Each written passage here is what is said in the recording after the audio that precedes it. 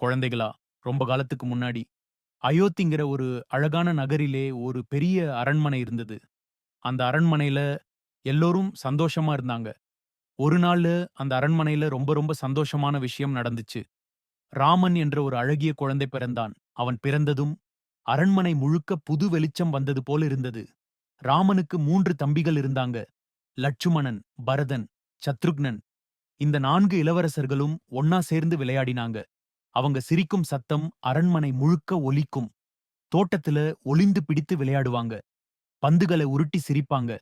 அவங்களுடைய விளையாட்டுத்தனத்த பார்த்தா எல்லோருக்கும் ரொம்ப சந்தோஷமா இருக்கும்.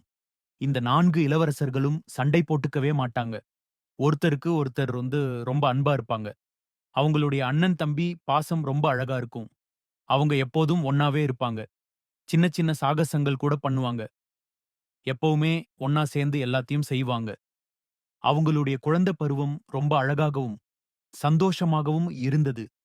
இந்த 4 குட்டி இளவரசர்களும் அயோத்திக்கு பெரிய சந்தோஷத்தை குடுத்தாங்க. தூங்குங்க குழந்தைகளா, நாளைக்கு இன்னொரு கதை கேட்போம்.